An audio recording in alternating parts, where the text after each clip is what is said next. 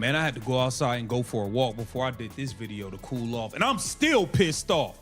I'm still pissed. This was straight up sabotage. Stephanie White, you are a bum. Aaliyah Boston, you are even more of a bum. You are a $6 million piece of garbage out there. Your ass can't make a layup. You refuse to pass the ball to Caitlin Clark. You stink. You stink. You've been intentionally not passing the ball to Caitlin Clark for the last 7-8 games. We've been watching and counting. I've been watching your ass not pass her the ball. You can't make a layup. WNBA fans, things are heating up fast, and Caitlin Clark and Sophie Cunningham could be at the center of a major shakeup. Recent developments have put the Indiana Fever and head coach Stephanie White under intense scrutiny, raising one huge question. Could Clark and Cunningham eventually make a stunning move to the New York Liberty? But what would drive two key players towards such a dramatic change? And is there more happening behind the scenes than fans realize?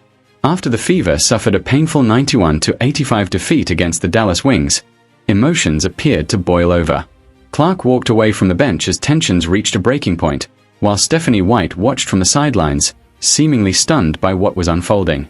This wasn't simply another frustrating loss. She played a hell of a game, but this thing was 100% about Kelsey Mitchell, and I think it had everything to do with them seeing Caitlin Clark climbing that MVP ladder, and they said, hell no, we are sabotaging this, and that is exactly what happened. The Indiana Fever lose to a team in the Dallas Wings that lost 8 out of their last 11 games. You could thank Stephanie White, who wanted to make it all about Kelsey Mitchell. Welcome to Keep the Vision. Make sure you like, comment, subscribe, share the channel, hit the bell notification, hype the video.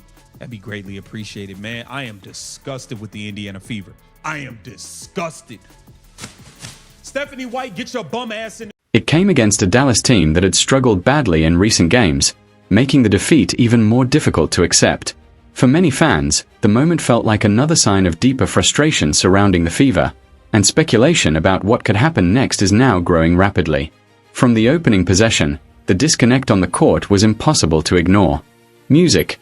Stephanie White appeared to take Caitlin Clark out of the primary playmaking role, with the initial action seemingly designed around Kelsey Mitchell. Music. Clark still found a way to make an impact, delivering a smart bounce pass that helped send Mitchell to the free throw line as the planned sequence unfolded. I'm disgusted.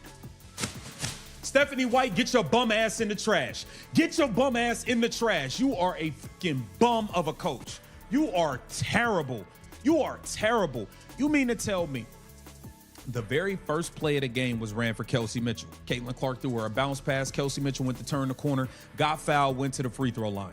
From that point on, every single play in the first half was for Kelsey Mitchell. Nobody else could establish a rhythm because you did nothing.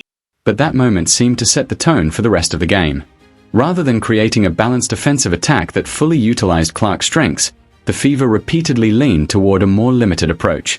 As the game progressed, it became increasingly noticeable that Clark was being pushed away from the role of the team's main offensive creator. As the game settled into its rhythm, analysts began pointing to what they believed was a troubling pattern within Indiana's offense. Caitlin Clark had been generating enormous attention with her performances and climbing the league's MVP conversation, yet the Dallas matchup appeared to tell a very different story. Instead of allowing Clark to consistently control the offense, the Fever frequently routed possessions through Kelsey Mitchell.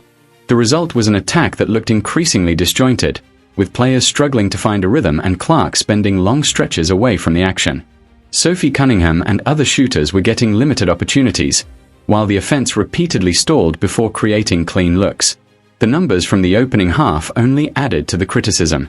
Indiana reportedly waited until the closing seconds of the second quarter before running a clear pick-and-roll or ball screen action specifically designed to involve Clark. For a player whose biggest strengths include creating off the dribble and manipulating defenses, that lack of movement was striking. Rather than putting Clark in situations where she could dictate the tempo, the offense often left her stationed on the perimeter, waiting for an opportunity that rarely came. As the possessions continued to disappear, frustration naturally appeared to build. That frustration also became a major talking point among commentators, with some questioning whether the relationship between Clark and head coach Stephanie White was becoming increasingly strained.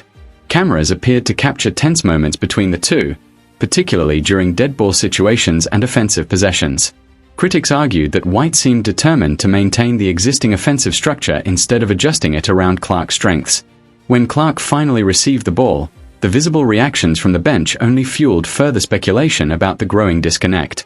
The same concerns extended into Indiana's frontcourt.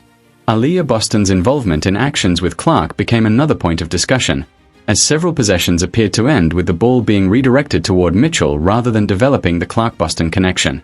That recurring pattern allowed Dallas defenders to crowd Clark without consistently paying a heavy price. With fewer screens, fewer pick-and-roll opportunities, and limited touches in favorable areas, Indiana's most dangerous offensive weapon struggled to establish any real momentum. By halftime, the debate was no longer simply about one bad shooting night. Questions were being raised about offensive priorities, player chemistry, and whether Indiana was actually maximizing the talent on its roster. And after the loss, the pressure only intensified. Clark's limited aggression, combined with her minimal trips to the free throw line, became another major talking point. What began as a disappointing performance against Dallas had quickly turned into a much larger conversation about the Fever's offensive identity, and whether something fundamental needed to change. By the second quarter, the frustration surrounding Caitlin Clark had become impossible to ignore. Critics argued that she appeared to recognize the offense was no longer being built around her, and her body language seemed to change dramatically. Instead of aggressively searching for screens and creating opportunities, Clark appeared to stop expecting them. The criticism was that once Clark gave up the basketball, she often had little reason to believe it would immediately come back to her.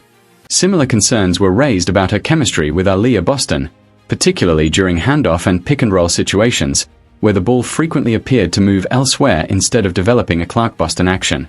That lack of support became even more concerning when Dallas defenders pressured Clark aggressively on the perimeter. Without strong screens or enough physical separation, she was repeatedly forced into difficult situations.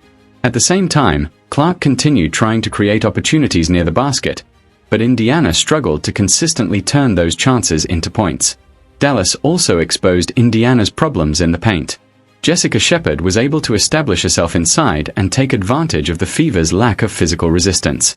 Her performance became a major factor as the Wings repeatedly found success attacking Indiana's interior defense. Meanwhile, Kelsey Mitchell was given a completely different offensive experience. The Fever consistently looked to establish a rhythm, and once Mitchell found her scoring groove, Indiana continued feeding her. That approach produced spectacular individual numbers, but it also raised questions about the involvement of everyone else.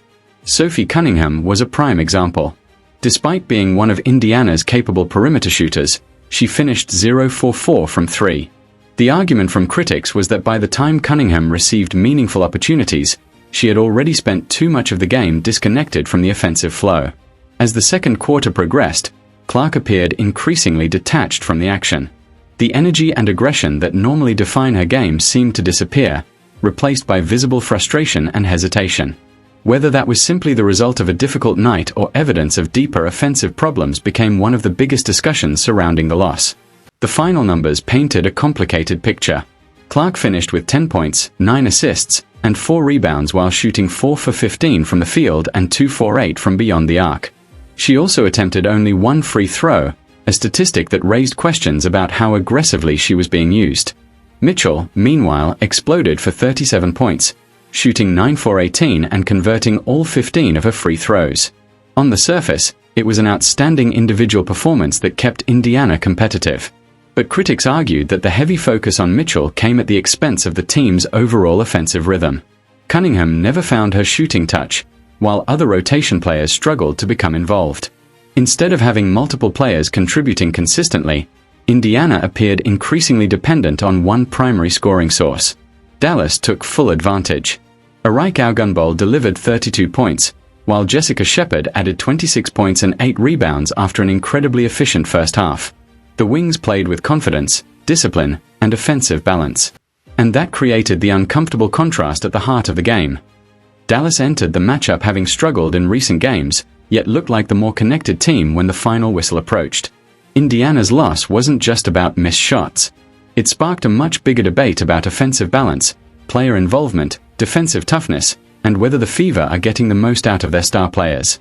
The most intense moment of the night came late in the game when Stephanie White approached Caitlin Clark during a stoppage and appeared to deliver another round of instructions from the sideline. What happened next immediately caught everyone's attention. Clark raised her hands, turned away from her coach, and walked toward the far end of the bench. Whether it was frustration, exhaustion, or simply an emotional reaction in the heat of the moment, the scene was striking. Teammates could only watch as the interaction unfolded in front of the cameras. For months, Clark had publicly maintained a professional attitude whenever questions about the coaching staff came up. Even when fans criticized rotations or offensive decisions, she generally avoided creating controversy. That made the sideline moment even more significant to observers who interpreted it as evidence of mounting frustration. Suddenly, the conversation shifted from one disappointing game to a much bigger question. Is India's current structure actually working? White was brought in with the expectation that she could help maximize Clark's extraordinary playmaking ability while turning the Fever into a legitimate contender. But critics now argue that the offensive system has failed to consistently place Clark in the situations where she can be most dangerous. At the same time, Kelsey Mitchell remains an elite scoring option. Her ability to create offense is undeniable, but balancing two high-level guards requires a clear system and defined roles. If the offense constantly favors one player while limiting another, the entire structure can become difficult to maintain. That isn't necessarily evidence of personal hostility between teammates or coaches, but it does highlight a legitimate basketball problem. Indiana needs an offensive identity that allows its best players to complement one another rather than compete for the same possessions. The front court has also become part of the discussion. Aaliyah Boston carries major expectations as one of the team's most important players, and her effectiveness as a screener, finisher, and interior presence is crucial to creating space for Clark. When those actions aren't working consistently, the entire offense becomes easier for opponents to defend. The Dallas loss therefore represented more than 6 points in the standings. It exposed weaknesses that had been building throughout the game. Poor offensive rhythm, limited ball movement, inconsistent spacing, and defensive problems that Dallas repeatedly attacked. By the fourth quarter, the body language across the floor appeared increasingly tense. Indiana struggled to look like a unified offensive group, while Dallas continued playing with confidence and purpose. Naturally, social media exploded afterward. Clips of Clark's sideline reaction, questionable possessions, missed opportunities, and offensive decisions quickly became the center of debate. Some fans demanded major changes, while others argued that one emotional game shouldn't be treated as proof of a broken relationship. That distinction matters. Body language can create speculation, but it doesn't automatically reveal what players or coaches are thinking privately. What is undeniable, however, is the pressure now surrounding Indiana. Clark is one of the biggest stars in basketball, and expectations surrounding the Fever have never been higher. Every coaching decision, rotation, and offensive possession is being analyzed under a microscope. If Indiana wants to take the next step, the organization has to find a way to maximize Clark, Mitchell, Boston, and the rest of the roster within one coherent system. The Dallas defeat may eventually prove to be nothing more than a frustrating night, or it could become the moment that forces the Fever to rethink their direction.